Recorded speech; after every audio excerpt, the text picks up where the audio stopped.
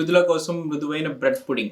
First ఒక 100 ml పాలు, 2 spoons custard powder మొత్తం గడ్డలు లేకుండా కలుపుకుందాం. తర్వాత ఒక 400 ml పాలు వేడి చేసుకుందాం.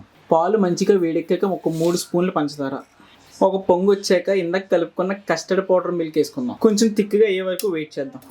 చిక్కని మజ్జిగలా రెడీ అయిపోయింది. స్టవ్ ఆఫ్ చేసుకుని కూల్ చేసుకుందాం. పాలు మంచిగా చల్లారాక ఒక 3 స్పూన్ల milk made condensed milk, sweet కావాలంటే ఇంకో స్పూన్ వేసుకోవడమే.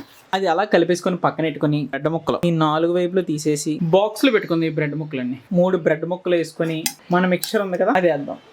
ఒక లేయర్ ఫినిష్ అయింది. నెక్స్ట్ ఇంకో లేయర్, ఈ లేయర్ కూడా మొత్తం నింపేద్దాం. బ్రెడ్ అయితే ఈ మిల్క్ సిరప్ తో మొత్తం నిండిపోయింది. డ్రై ఫ్రూట్స్ వేసుకుందాం. బాదం పప్పు, జీడిపప్పు అంటే పిస్తా పప్పు, గన్నేరు పప్పు తప్ప ఏది వేసుకున్నా పర్లేదు. మొత్తం నట్స్ తో నిండిపోయింది. ఒక 2 గంటలు డీప్ ఫ్రిడ్జ్ లో పెట్టాలి. ఫైనల్ గా మన చల్లని బ్రెడ్ పుడింగ్ అయితే రెడీ అయిపోయింది.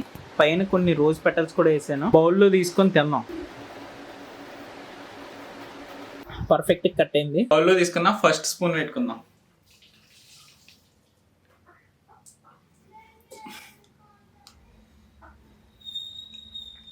చల్లగా బ్రెడ్ మెత్తగా ఈ నట్స్ తగులుతూ మంచి స్వీట్ గా చాలా బాగుంది. కావాలంటే పైన కూడా మిగిలిన సిరప్ వేసుకోవచ్చు. బాయ్.